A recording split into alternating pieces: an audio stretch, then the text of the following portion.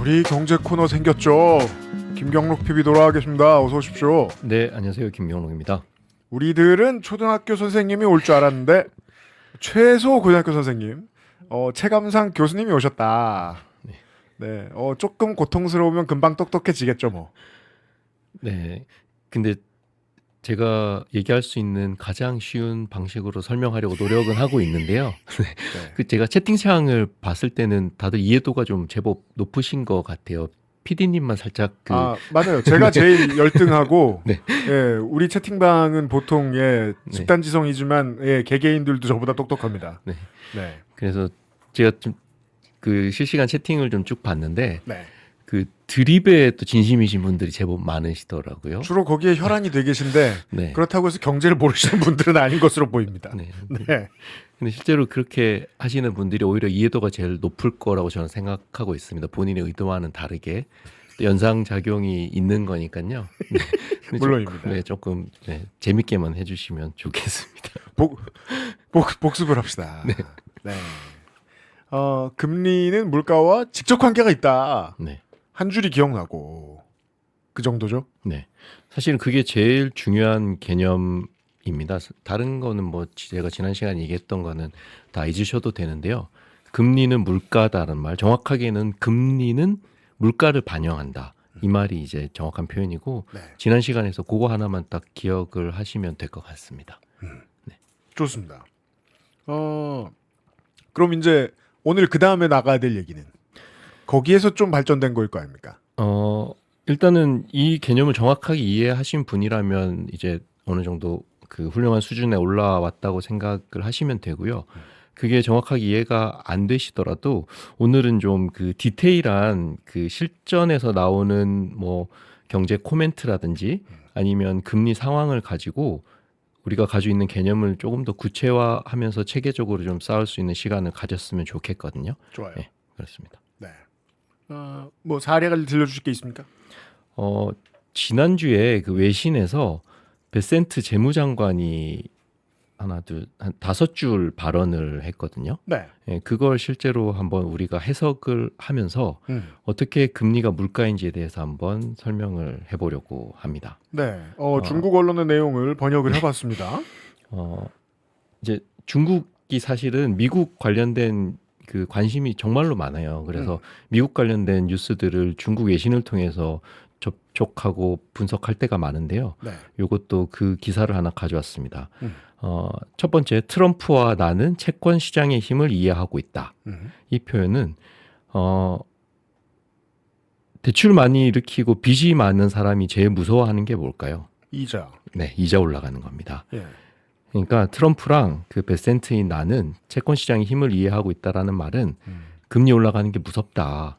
미국은 이자 낼 게 많다. 네. 그리고 금리라는 게 우리 물가라고 이해하고 있으니까 금리와 물가가 오르는 게 무섭고 우리는 그걸 잘 알고 있다. 이걸 채권 시장의 힘을 이해하고 있다라고 표현을 한 거고요. 네. 두 번째, 인플레이션은 목표 수준으로 복귀할 것이다. 인플레이션에 일정한 목표 수준이 있다는 건 뭐 물가를 더 올리고 싶다는 얘기는 아닐 거예요. 맞습니다. 인플레이션이라고 하는 건 물가 상승이잖아요. 물가 상승은 금리가 올라가는 것과 같다고 말씀드렸습니다. 그러니까 인플레이션, 물가 상승, 금리 인상이라는 게 자기네들 생각으로는 목표 수준이 있나 봐요. 그리고 이걸 복귀라는 표현을 썼으니까 높은 게 내리겠다는 얘기죠. 예. 네. 그리고 그 목표 수준은 정확하게 밝히지 않았지만 본인들이 생각하는 일정 부분의 수준은 있는 것 같습니다. 이건 이제 미국 민생 기준으로 말할 것 같으면 네. 기름값 떨어뜨리겠습니다를 되게 어렵게 표현한 거라고 봐도 됩니까? 뭐 정확한 표현입니다. 실물로 봤을 때는 기름값, 뭐 다른 생필품들도 다 포함이 되겠죠. 그리고 금리도 기준으로 얘기했을 때는 금리를 내려보겠다. 네. 이런 얘기인 것 같고요. 그리고 그 다음 주는 연준 의장 얘기를 하네요. 네, 케빈 워시라고 해서 네. 이 새로운 연준 의장이죠. 네, 뭔가 그 세척제 같은 느낌이 나는 이름이라서 저는 그거랑 약간 연상이 많이 되거든요. 왜냐하면 저 오신 지 얼마 안 돼가지고 아직 이분에 대해 아는 게 별로 없어요 우리가. 네, 저도 좋아요. 잘 모릅니다. 여튼 이 워시라는 사람이 성장, 성장과 물가 안정 간의 균형 경로를 최적화할 것이다. 성장은 물가 오르는 거죠. 네. 금리 오르는 거죠. 물가 안정은 물가 내리는 거죠. 금리 금리가 낮아지는 내리는 거죠. 요 두 개 간에 뭔가 균형점을 찾을 수 있는 경로를 최적화할 것이라고 하네요. 그러니까 올렸다 내렸다 할 것이다라는 소리인가요? 아니요. 위에서 목표 네. 수준으로 복귀라는 표현이 있잖아요. 낮출 거란 네, 얘기인가요? 낮출 거라는 거예요. 균형 경로라는 게 본인들의 목표가 있고 요게 위아래로 막 들썩들썩 하지만 어느 수준으로 맞출 것이다. 복귀할 것이다. 최적화할 것이다. 이렇게 표현을 한 거죠. 그 스카페선트는 미국 행정부의 관료고 네. 연준 의장은 그 누구한테 터치받지 않는단 말입니다. 맞습니다. 뭘 시킬 수 없어요. 네. 근데 이러이러할 것이다라는 얘기는 연준 의장이요 제발 이거 좀 해줘 라는 뜻인 거고 맞습니다. 연준 의장더러 우리 금리 무서우니까 어떻게 좀 잡아봐 라는 표현으로 맞습니다. 해석할 수 있겠어요. 그래서 잠시 여기서 케비너 씨가 뭐 하는 사람인가를 알고 나면 조금 더 이해도가 높아지는데요. 보통 우리가 금리는 물가다라고 말씀을 드렸잖아요. 네. 그래서 사람들이 생각을 하기에 그래 금리는 물가에 따라서 움직이는 게 맞아. 근데 반대로 그러면 금리를 통해서 우리가 물가를 한번 통제를 해볼까? 라는 생각을 정부가 하게 된 거죠. 네. 그래서 연준 의장, 한국으로 치면 한국은행장 같은 사람에게 그 임무를 부여를 한 겁니다. 물가를 통제하기 위해서 금리라는 걸 도구로 써가지고 한번 해봐. 그 임무를 맡겨줄 테니까. 라고 해서 그 일을 하고 있는 사람이 미국에서는 케비너 씨고 미국 정부에서 케비너 씨에게 지금 물가와 성장에 대해서 균형 경로를 네가 기준금리죠. 결국에는 기준금리를 통해서 한번 잘 만들어봐. 라고 이야기를 한 거죠. 그리고 같은 말을 두 번 했어요. 여기 지금 정리해 주신 걸 보면. 맞습니다. 네. 대통령과 나는 채권 시장의 힘을 이해하고 있다. 네. 또 나는 금리 올라가는 게 너무 무서워 이 얘기를 한 거죠. 저도 요새 저 언론 보다 보니까 알았어요. 네. 저 앞줄에 세 글자 저 특랑보가 트럼프더라고요. 네, 대통령과 나는 채권 무서운 거 알아요. 맞습니다. 금리 안 오르게 할 거예요. 그리고 그럼 제가 해볼게요. 그 밑에 줄에 있는 말은 네. AI 때문에 난리가 나서 투자 시장이 활황이고 시장이 잘 나가면 금리가 오를 것 같아. 근데 난 이게 싫어. 그러니까 끌어 낮추고 싶어. 입니까? 맞습니다. 뭐 이렇게 해석할 수 있을 것 같습니다. 지금 PD님 말씀하신 게 정확한데요. AI가 성장을 하는 게 맞아. 그러니까 당연히 물가가 오르겠죠. 성장, 물가, 인플레이션 다 같은 말이니까. 네. 근데 단순히 계속 오르게끔은 만들지 않겠다.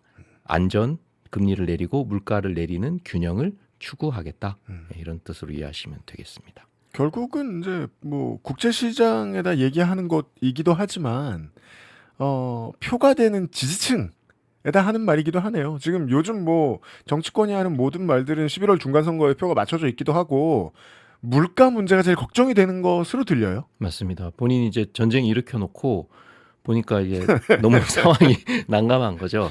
그러니까 베센트나 뭐 케비너 씨 같은 사람을 통해서 걱정하지 마라. 우리가 니들 힘들지 않게 잘 균형점 맞춰 가겠다. 이런 걸 이제 눌러서 얘기한 것 같습니다.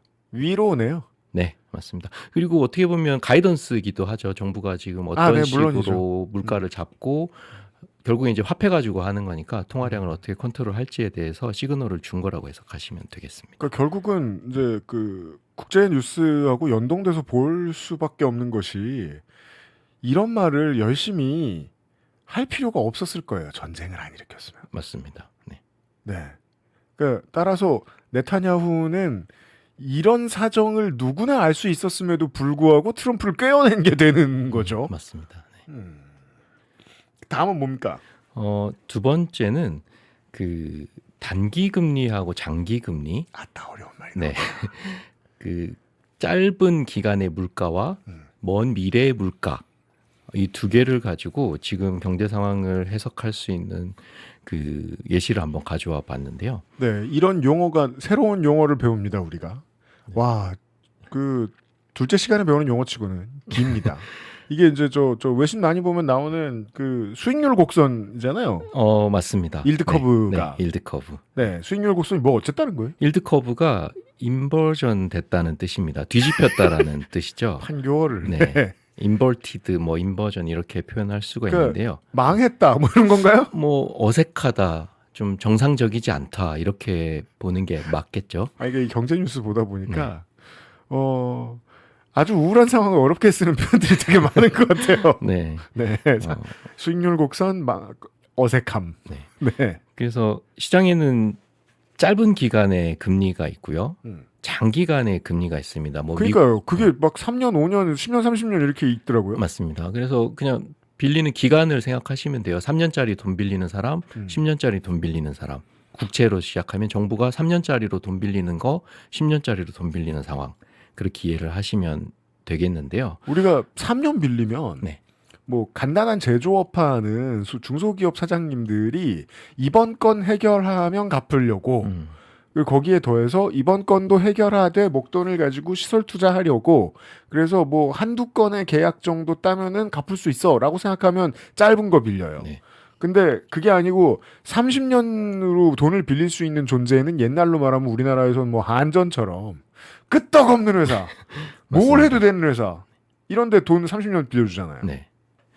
그러면 보통 3년 빌리는 사람과 30년 빌리는 사람의 이자는 어떻게 돼야 될까요? 원래는 3년 빌리는 사람 이자를 조금 줬으면 좋겠는데 네.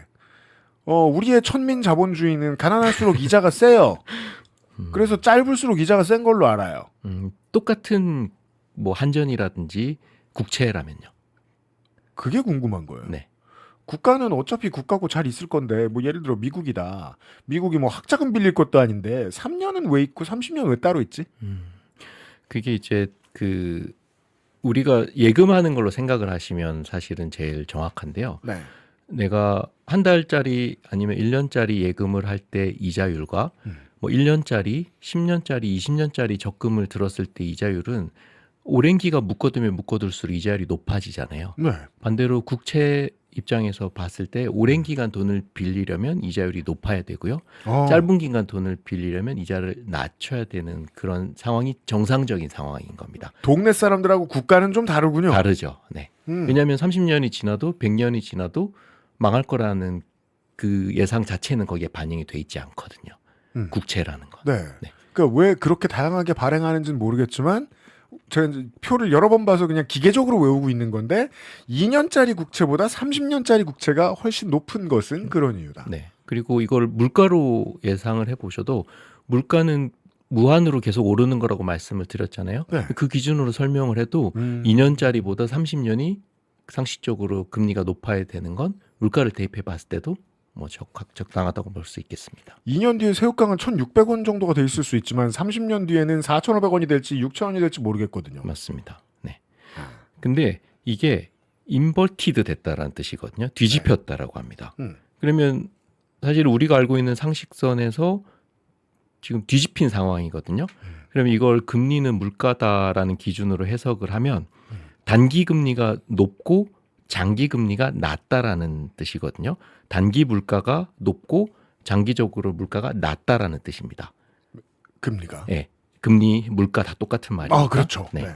근데 이걸 해석하면 장기적으로는 단기적으로는 물가 압력이 너무 강하게 우리를 괴롭히고 있어.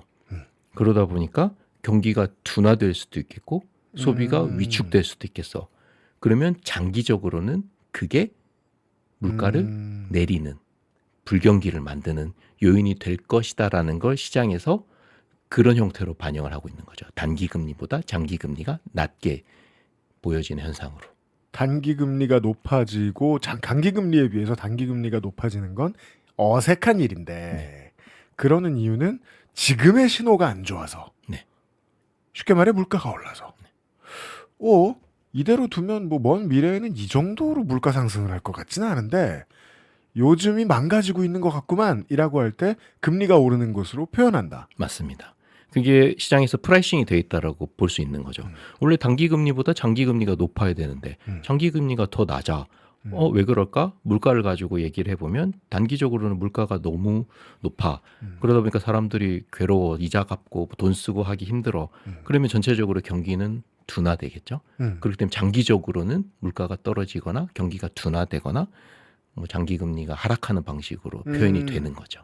네. 그 전문가들은 결국 그거는 보게 되나 봐요. 그 일기예보처럼 지금 이 정도의 속도로 물가가 오르는 건 이상한 일인데 이걸 보면 먼 미래에는 덜 그러겠구나라는 걸 예측하는 건 좋아진다일 수도 있지만 이때 입은 타격을 복구하는 데 시간이 걸릴 수도 있겠구나. 맞습니다. 네. 라고 볼 수도 있다는 거예요. 그래서 저희가 지금 외신 하나 그리고 지금 시장에서 보여지는 단기 금리와 장기 금리의 뒤집힘 현상들을 금리는 물가라는 기본적인 개념을 가지고 설명을 해 드렸습니다. 네. 그래서 앞으로 나오는 뭐 외신이든 경제 뉴스건 유튜브 방송이건 물가와 금리에 대해서 이야기할 때는 요 개념만 딱 가지고 계시면 해석하고 분석하고 하는데 전혀 문제가 될 게 없다. 보통 요새는 보셨을 때 꾸준히 보시니까 2, 3년물과 30년물의 그 금리의 차이는 보통 어느 정도예요?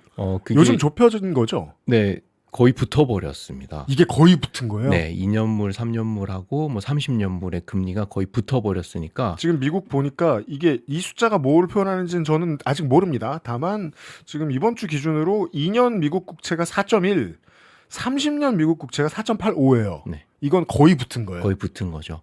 그러면 그 새우깡 가격이 30년 뒤에도 한 몇십 원 오를 거야 정도로 되게 지금 러프하게 상황을 보고 있는 건데 그게 정상적인 상황이 아닌 건 30년 뒤에 경기가 어려울 수도 있어라는 걸 반영을 하고 있는 거죠. 우리는 지금 어렵게 말했습니다만 이걸 이제 뭐 우리야 그동안 가격 통제 정책이 일순간 좀 잘 이루어져서 결국 우리는 리터당 2,000원 밑으로 대충 막아냈습니다. 이것도 막아낸 거라는 건 외신을 보고 우리가 알 수 있죠. 네. 미국은 막 갤런당 뭐 3달러 막 이러다가 그러니까 우리는 식으로 말하면 리터당 7, 800원 하다가 그게 막 7달러, 8달러 우리나라보다 비싸진 동네들이 막 있잖아요. 네. 그분들이 당장 느끼는 체감 물가가 있죠. 여기에 막 서러움 같은 감정이 들어있는 그것. 네. 이것이 진하다라는 걸 의미하는 거예요. 지금. 맞습니다. 지금 민생이 도탄에 빠졌다. 그러면 사람들이 어떻게 행동하겠어요? 차를 안 탑니다. 기름을 안 쓰고요. 그러니까 카푸고, 30년 네. 뒤에는 기름값이 안 오를 거야. 그것 때문에 아... 이렇게 생각을 하는 거죠. 네. 지금 얼어버리면 네. 왜냐하면 결국 경제 주체는 모든 시민이기 때문에 그들 중 다수가 지갑을 닫으면 30년 뒤에 기업들이 힘들어. 왜냐하면 지금부터 뭐 스타트업을 하든지 뭐 공장을 새로 세우든지 뭘 해야 될 텐데 물가 때문에 사람들이 굳어 있으면 투자할 돈이 안 나올 거고 그러면 오늘 감기 걸린 것 때문에 30년 뒤에 잘 못 움직일 것이다. 라는 얘기인 거다. 맞습니다. 어렵지만 재미가 없는 건 아니네요. 의외로. 네, 그리고 그냥 굳이 뭐 자료 이런 거 필요 없이요. 말로 다 설명이 되고 해석이 되는 부분입니다. 그리고 그런 걸 너무 어렵게 말하는 것 같아요. 확실히. 짧게 줄여서 말하려다 보니까. 그러니까 그 김현우 PD님이 그러시다는 게 아니라 이 업계가 다들 그렇죠. 네, 그러니까. 네. 그 효율성이 제일 중요한 곳이잖아요. 경제라는 것은. 일드 커브 인버전 죽겠다. 그래서 하긴 죽겠다라고 하면 못 아까 알아듣 기사에서 네. 보는 목표 금리 네. 수준, 뭐 베센트랑 트럼프가 생각하고 있는 기준이 전체적으로 물가 레벨을 맞추는 것도 있겠지만 장단기 금리를 정상화시키겠다라는 표현이기도 합니다. 즉, 네. 경제를 본 궤도로 다시 되돌려 놓겠다. 네. 예. 그러니까 뭐 도탄에 빠진 민생을 구하겠다. 네. 이 정도 얘기인 거예요. 근데 어떻게 할지는 모르죠, 사실은. 어떻게 할지는 모르겠는데 어쨌든 그런 시그널을 준 거고요. 그래서 제가 그 물가 상승, 금리 상승, 물가 하락, 금리 하락을 표현하는 경제 용어들을 다 가져왔거든요. 아, 네. 네, 그래서 영어 공부. 네, 이걸 보시면 그냥 같은 말이라고 생각하시면 돼요. 뭐 신문이든 경제든 뭐 어렵게 생각하지 마시고, 공식 용어. 네, 인플레이션, 긴축. 물가 상승, 그죠, 매파. 네, 네. 그 세배 호크 그 얘기하는 네, 거거든요. 네. 그리고 뭐 테이퍼링도 아마 들어보셨을 거예요. 들어는 봤는데 네. 무슨 뜻입니까? 그냥 금리 물가 올린다 이렇게 생각하시면 돼요. 그럴까요? 다른 거, 네. 이거 그냥 단체로 외우면 돼. 네, QT 양적 긴축 이게 무슨 소리지? 음. 그게 금리 오르는 거, 물가 상승하는 거. 퀄티티 타이트닝이에요? 네. 그러네, 너무 어렵다. 네. 기준금리 인상, 이것도 물가 올랐다. 마찬가지고요. 기준금리 인상, 물가 올랐다. 요거만 기억해도 돼. 네. 그리고 뭐 시장에서 이제 사용되는 이게 뭐 채권이나 주식 시장을 얘기하는 건데요. 채권 매도, 뭐 수익률 상승, 실질금리 상승, 금리 압박 뭐 이런 용어들 다 같은 뜻이고 저도 이게 네. 그러니까 제가 아무것도 모른다는 걸 감안하시면서 이 질문의 수준을 받아들이셔야 되는 거예요. 채권의 금리가 올랐어요. 네. 국가에 뭐 예를 들어 미국 국채의 금리가 올랐어요. 주식처럼 네. 이때 팔면 수익률이 높아지는 거예요. 그냥 이거는 그 시험 치신다고 생각하시고요. 음. 채권의 가격은 금리하고 반대로 움직인다 생각하시면 됩니다. 채권 가격은 금리와 반대. 금리는 올랐다는 걸 지금 말씀하신 거잖아요. 네. 그럼 가격은요? 가격 오른 거잖아요. 반대라니까. 반대. 채권의 가격은 네. 금리하고 반대로 움직인다. 근데 사람들은 가격하고 금리하고 같은 거로 생각을 하시는데 네. 그 설명하려면 이제 그게 복잡하니까 네. 저희도 시험 칠 때 그것만 외우면 되거든요. 채권과 금리는 반대. 네, 맞습니다. 물가 오른다? 금리 오른다? 그럼 네. 채권 가격은 떨어졌다. 채권 가격 떨어져. 그럼 채권을 비싸게 팔 수 있을 때는 음. 금리가 엄청 내려가거나 물가가 엄청 내려갔을 때는 음. 채권 가격은 높아졌겠죠. 그냥 그렇게만 이해하시고 뭐 시간이 되면 다음번에 한번 그거는 디테일하게 또 설명을 드리도록 하겠습니다. 왜 그런지. 그리고 뉴스는 네. 데스크는 언제나 그렇듯이 공식적으로 돌려 쓰는 용어들을 준비해놓고 있다가 풉니다. 특히 경제지들이 훨씬 더 그걸 잘하는 것 같아요. 그게 이런 단어다. 인플레 우려, 물가 자극, 경기 과열, 고용 호조. 네. 그렇죠. 임금 상승 압력, 공급 차질.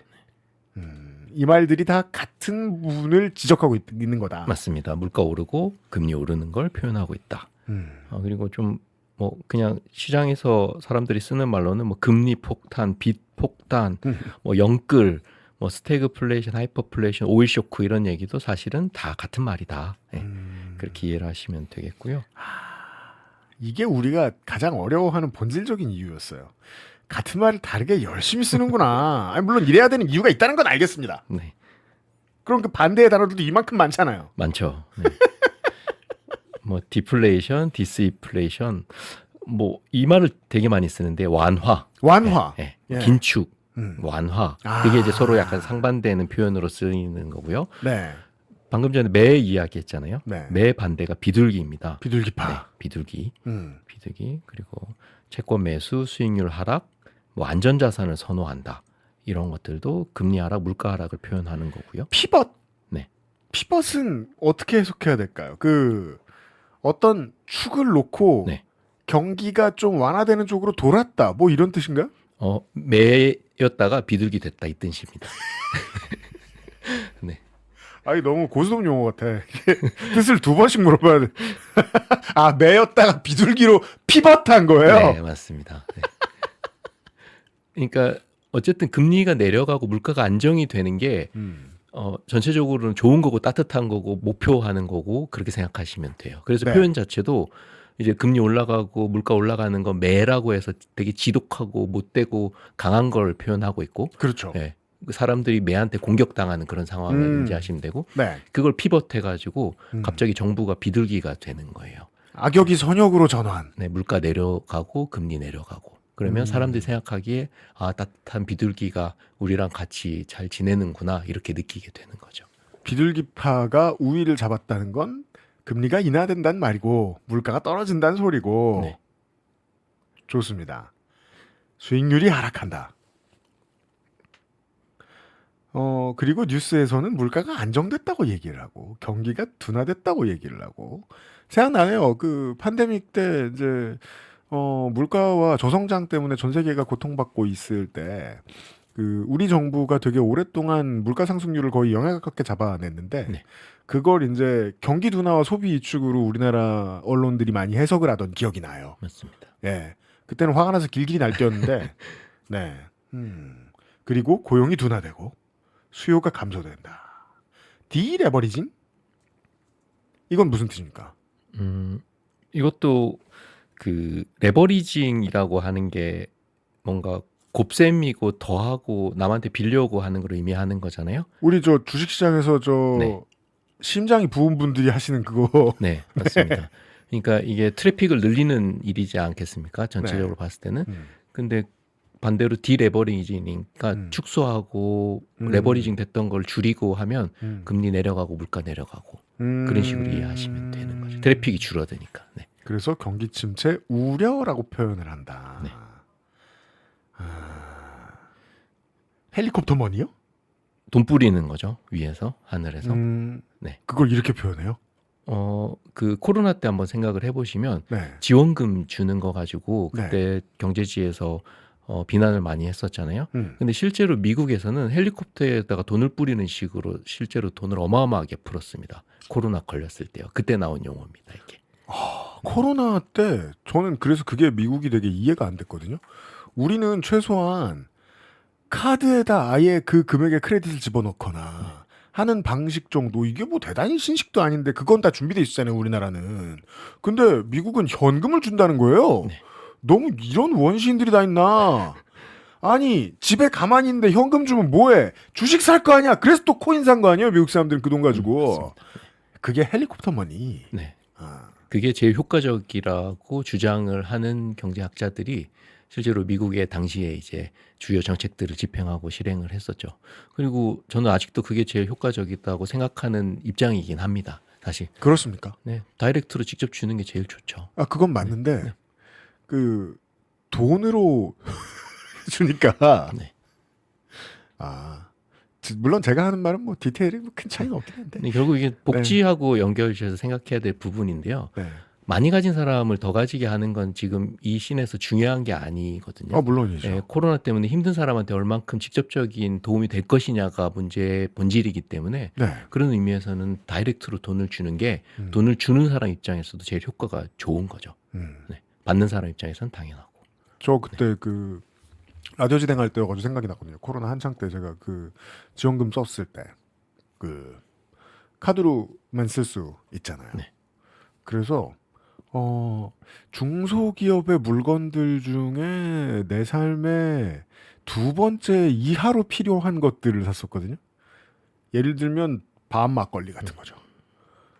그 저는 아주 의도에 맞게 잘 쓰려고 애를 썼던 것 같아요. 그래서 그때 제가 신문을 보고 아니 현금이면 어떡해 도박장에 가잖아 이러면서 걱정했던 기억이 나요. 네. 최종 패턴은 좀 달라야 하지 않았나 하는 생각이 들었어가지고. 네.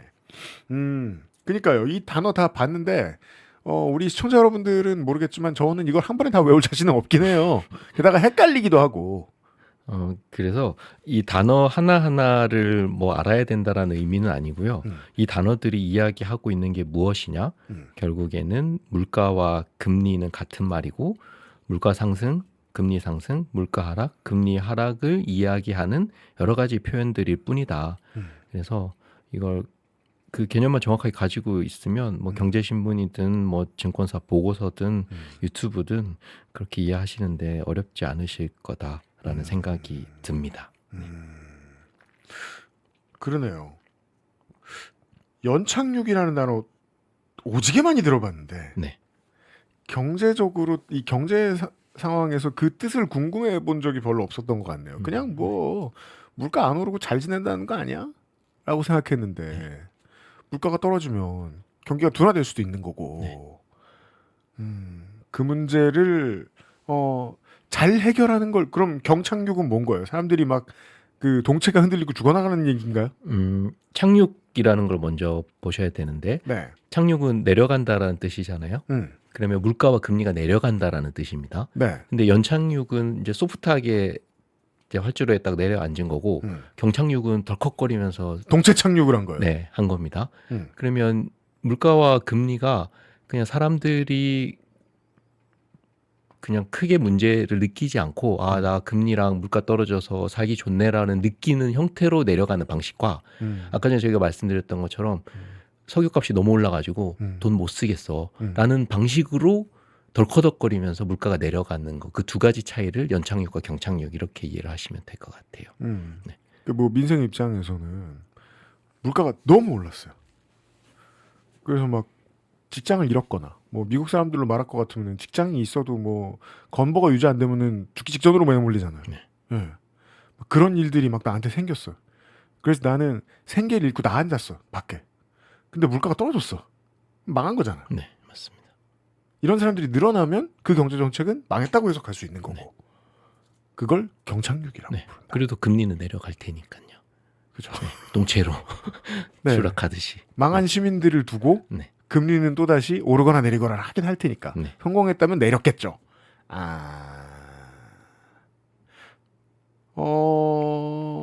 결과가 저에게 그렇게 건강하게 남을지는 미래를 봐야 알겠습니다만 조금 똑똑해진 기분이 듭니다.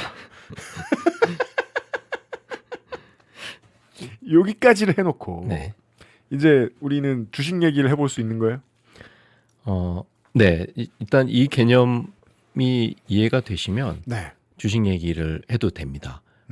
예를 들어 최근에 주식시장 되게 안 좋았다라는 뉴스나 분위기는 알고 계시죠? 네, 한 주 동안 네. 뭐 사람들은 그러니까 이게 저 점집 같다니까요. 이게 거대한 세계 시장이 다들 오늘 내려간 것에 악마를 찾느라 혈안이 돼 있어요. 지난주에는 애플을 많이 두들겨 팼죠. 네. 사람들이.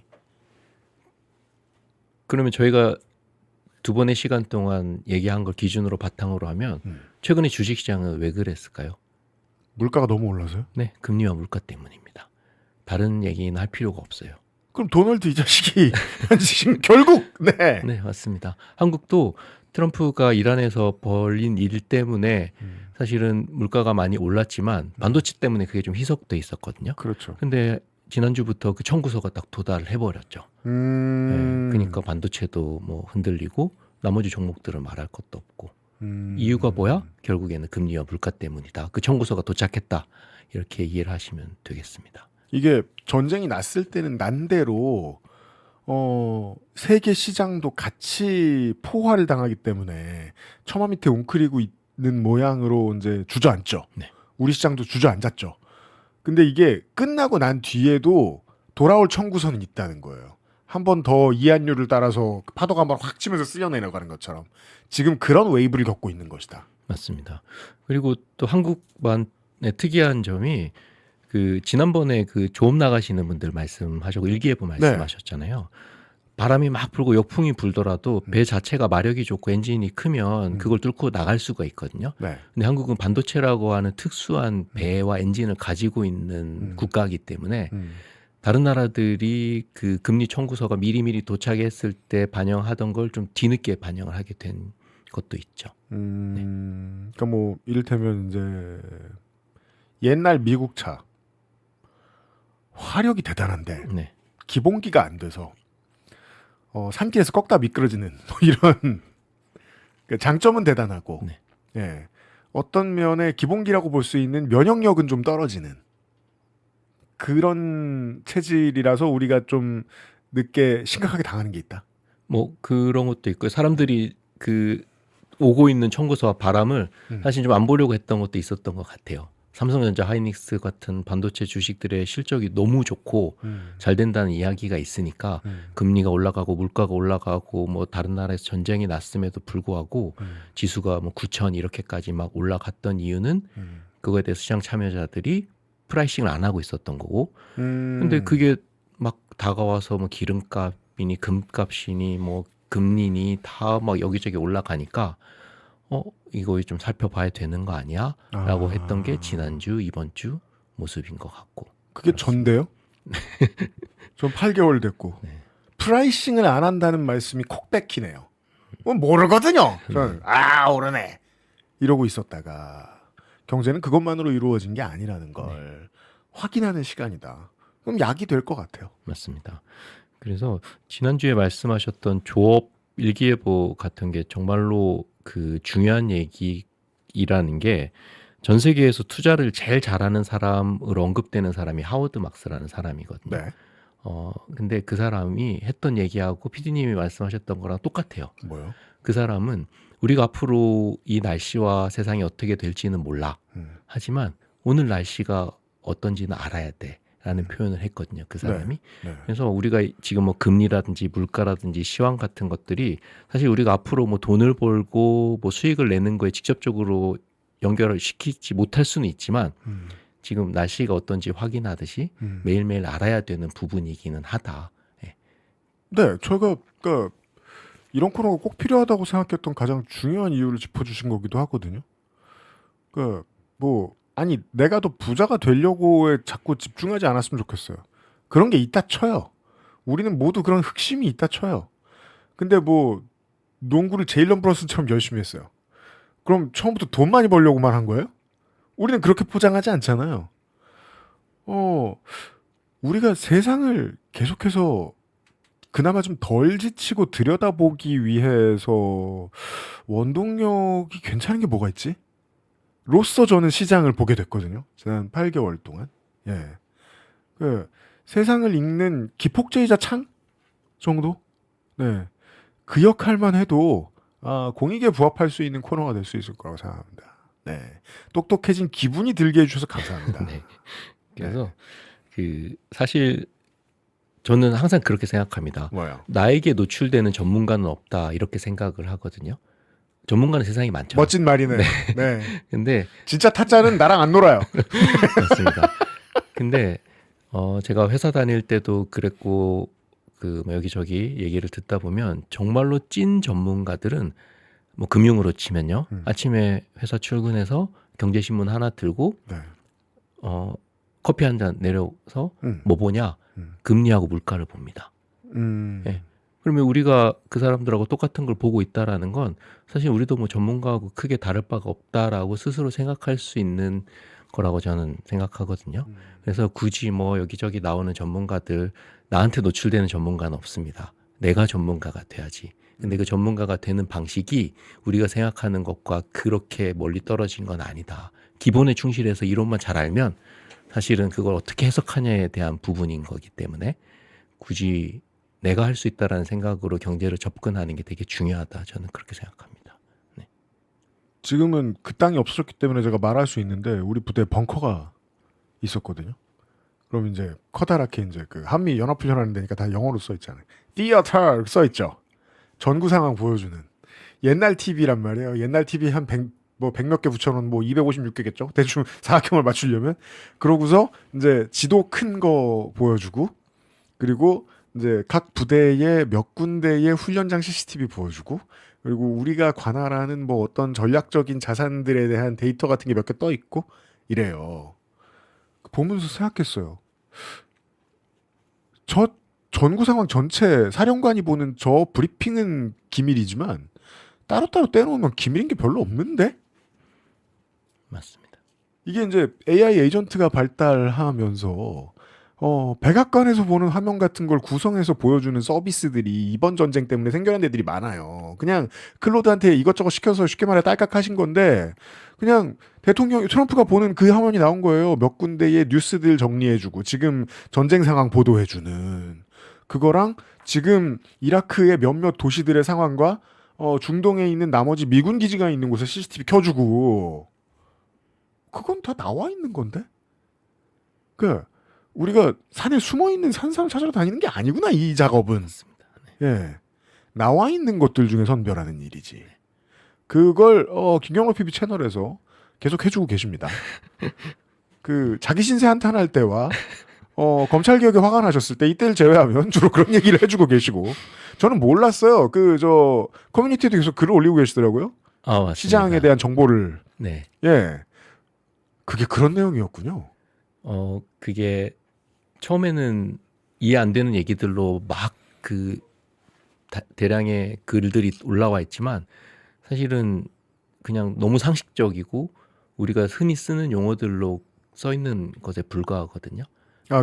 이제 딴지에 메일이죠, 메일. 글을 올려주시는 게 있는데 정말이지 일기예보 같은 내용들이에요. 밤사이에 시장에서 무슨 일이 있었고 숫자들을 쫙 보여주시는. 네. 그게 이제 전문가로서의 본인도 원래 늘 참고하는 그것이다. 네. 맞습니다. 네. 네. 그래서 그 이상 이하도 없습니다. 근데 그러면 그걸 해석만 할 수 있으면 되는 거잖아요, 이제. 네. 그럼 그건 크게 어렵지 않다. 해석은 사람이 해야죠. 네. 그리고 제가 말씀드리는 금리는 물가다. 요거 하나 가지고도 다 해석이 되는 수준이고요. 자꾸 딸깍이라는 단어를 써가지고 뇌도 기계한테 맡기는 줄 아는데 결국 정보의 습득 능력과 판단 능력은 사람이 직접 키우지 않으면 이건 어차피 안 될 일이에요. 그런 걸 도와주실 분이다. 네, 김경록 PB를 장복해야겠다 저희가 지금. 또 만나 뵙겠습니다. 오늘도 수고 많으셨습니다. 하나만 좋아요. 얘기할게요. 네. 시간 좀 있어요. 저희가 주식시장이 안 좋은 얘기는 왜 안 좋은지 말씀드렸잖아요. 네. 금리 때문이다. 음. 그럼 앞으로 금리나 물가가 어떻게 될 거라고 예상을 하시죠? 오늘 배운 대로면 네. 전쟁의 대가를 좀 더 치를 수도 있을 것 같아요. 그 미국의 물가가 상승되는 건 전 세계 경제의 몸살로 찾아오기 때문에 미국 시민들이 겪는 물가 상승에 의한 고통이 전가가 아직 덜 됐거든요. 제가 체감하는 물가는 그렇거든요. 좀 더 오지 않을까? 전 어둡다고 생각했어요. 조금 힘들어하는 시간이 있을 것 같다. 네. 근데 전체적으로는 전쟁은 끝났으니까 여전히 희망적이죠. 전 네. 우리나라 경제에 대해 희망을 가지고 있으니까. 금리나 물가는 좀 내려갈 여지가 있겠죠? 네. 그러면 주식도 그걸 기준으로 생각을 해보면 됩니다. 앞으로 어떻게 될지. 네. 그 얘기를 하고 싶었어요. 모든 전문가는 이러고서 이제 반대로 되면 딴 얘기를 하면 됩니다. 왜냐하면 생각할 건 늘 나오니까. 네. 오늘도 수고 많으셨습니다. 네, 감사합니다.